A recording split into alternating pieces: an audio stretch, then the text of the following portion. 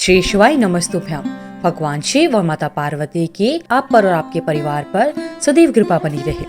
आज की इस वीडियो में हम सोमवार के दिन किए जाने वाले पशुपति व्रत कथा को सुनेंगे और साथ ही जानेंगे कि पशुपति व्रत को करने की विधि क्या है, इसका उद्यापन किस प्रकार किया जाता है और इसके नियम क्या क्या हैं। तो आइए भक्त जानते हैं पशुपति व्रत कब से करना चाहिए। पशुपति व्रत को किसी भी महीने के सोमवार से, चाहे वह कृष्ण पक्ष का हो अथवा शुक्ल पक्ष का हो, आप प्रारंभ कर सकते हैं। शास्त्रों के अनुसार इस व्रत को करने के लिए किसी विशेष महीने का होना अनिवार्य नहीं है, केवल सोमवार का दिन होना आवश्यक है। पशुपति व्रत भगवान भोले शंकर को समर्पित होता है। जब आप बहुत सारी परेशानियों से परेशान हो और उन परेशानियों का कोई भी हल आपको नहीं मिल रहा हो, तो आप अपनी परेशानी किसी को नहीं बता पा रहे हैं, तो यह व्रत आपकी सभी मनोकामनाओं को पूर्ण करने वाला बन जाता है। अतः पशुपति व्रत को भगवान शंकर पर पूर्ण विश्वास के साथ करना चाहिए। पशुपति व्रत को 5 सोमवार करने का विधान है। वैसे तो आपकी मनोकामना 5वां सोमवार आने से पहले ही पूर्ण हो जाती है।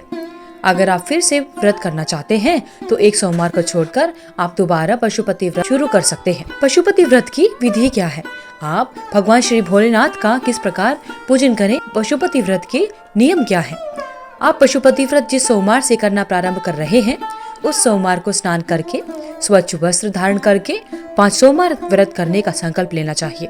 पशुपति व्रत में 2 समय पूजा का विधान है, तो इसलिए आपको मंदिर जाना आवश्यक है। और यह भी ध्यान रखें कि आप व्रत के पहले सोमवार को जिस मंदिर में गए हैं, 5 सोमवार उसी मंदिर में जाना आवश्यक होता है, नहीं तो आपकी पूजा अधूरी मानी जाती है। अपनी पूजा की थाली में मंदिर जाने से पहले धूप, दीप, चंदन, लाल चंदन, बेलपत्र, फूल, फल और जल लेकर अवश्य जाए और भगवान शिव का अभिषेक करना चाहिए। इस थाली को घर आकर ऐसे ही रख देना चाहिए। जब आप शाम के समय यानी प्रदोष काल में स्वच्छ होकर मंदिर जाएं, तो इस थाली में मीठा प्रसाद एवं 6 दीपक घी के लेकर जाएं। मीठे भोग प्रसाद को बराबर 3 भागों में बांट लेना चाहिए, तो भगवान शिव को समर्पित करने चाहिए और एक बचा हुआ भाग अपनी थाली में वापस रखना चाहिए। इस प्रकार जो 6 दीपक हम लेकर गए हैं, उनमें से 5 दिए भगवान शिव के समक्ष प्रज्वलित करने चाहिए। उसके बाद एक बिना जला हुआ दीपक थाली में वापस रखकर घर आ जाना चाहिए। इसे घर में प्रवेश होने से पहले अपने दरवाजे के दाहिनी तरफ चौखट पर प्रज्वलित कर देना चाहिए और घर में प्रवेश करने के बाद एक भाग भोग प्रसाद जो आप थाली में रखकर लाए हैं, वह आप इसे ग्रहण करें और इस बात का ध्यान रखें कि यह प्रसाद किसी अन्य व्यक्ति को ना दे। यह आपको पूरा का पूरा स्वयं ही ग्रहण करना है। इस व्रत में आप प्रसाद के साथ भोजन भी ग्रहण कर सकते हैं। हो सके तो मीठा भोजन ही करना चाहिए। जैसा कि शास्त्रों के अनुसार प्रत्येक व्रत के कुछ अपने नियम होते हैं, वैसे ही इस व्रत के भी कुछ नियम हैं। इस व्रत को सोमवार के दिन ही किया जाता है। इस व्रत में सुबह और शाम को यानी प्रदोष काल में पूजा की जाती है और मंदिर में जाना अनिवार्य होता है। किसी कारण अगर आप व्रत करने में असमर्थ हैं, तो उस सोमवार को व्रत नहीं करना चाहिए। आप जिस मंदिर में जाते हैं, उसमें भक्ति पूर्वक भगवान शिव को बेलपत्र और जल अभिषेक अवश्य करना चाहिए। व्रत करने वाले को दिन में सोना नहीं चाहिए, भगवान शंकर का ध्यान करते रहना चाहिए। इस व्रत में आप दिन में फलाहार भी कर सकते हैं। यदि व्रत के दौरान श्रद्धा के अनुसार दान भी कर सकते हैं। आइए भक्तजनों, अब जानते हैं पशुपति व्रत की उद्यापन विधि क्या है। पशुपति व्रत को 4 सोमवार तक विधि हमने बताई है। उस विधि से पूजा अर्चना करने के बाद जब आप 5वें सोमवार को मंदिर में जाते हैं शाम के समय यानी प्रदोष काल में, तब आप अपनी पूजा की थाली में भोग प्रसाद, साथ में दिए और एक नारियल लेकर जाना चाहिए, जिस पर मोली लिपटी होनी चाहिए। इसको भगवान शिव को समर्पित करना चाहिए।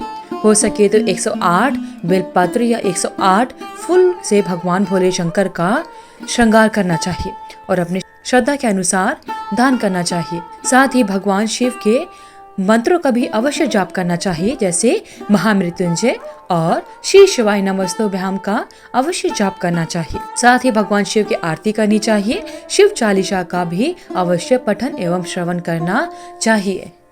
आइए भक्तजनों, अब सुनते हैं भगवान पशुपति नाथ की व्रत कथा शुरू करने से पहले जब आप मंदिर जाते हैं, तो मंदिर जाते समय अपनी पूजा की थाली में कुछ चावल के दाने अवश्य रखने चाहिए और जो कथा शुरू करने से पहले अपने साथ लाए गए चावल के दानों को अपने हाथ में ले और उन सभी लोगों को दे जो आपके साथ बैठकर कथा सुन रहे हैं। और जब कथा समाप्त हो जाए तो इन चावल के दानों को मंदिर में यहाँ वहाँ नहीं फेंकना चाहिए, मंदिर में एक तरफ चढ़ा देना चाहिए।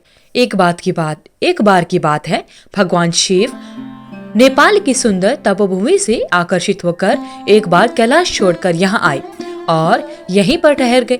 इस क्षेत्र में वह 3 सींग वाले हिरण यानी चिंकारा का रूप धारण कर विचरण करने लगे। इसलिए इस क्षेत्र को पशुपति क्षेत्र या मृगस्थली भी कहा जाता है। भगवान शिव को इस तरह अनुपस्थित देखकर ब्रह्मा और भगवान विष्णु चिंतित हो गए और दोनों देवता भगवान शिव की खोज में निकल पड़े।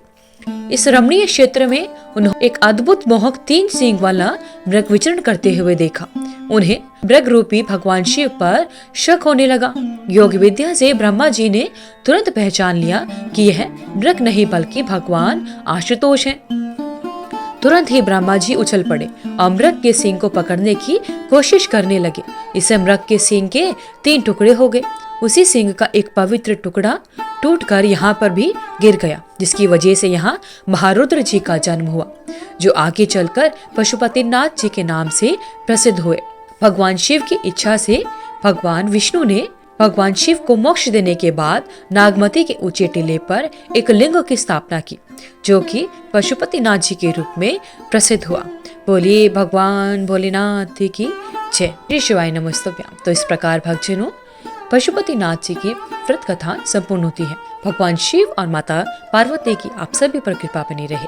अगर आपको वीडियो में दी हुई जानकारी अच्छी लगी तो वीडियो को लाइक करें, शेयर करें, चैनल को सब्सक्राइब करके बेल आइकन को जरूर प्रेस करें ताकि आगे आने वाले सभी वीडियोस की नोटिफिकेशन आप तक समय से पहुंचती रहे।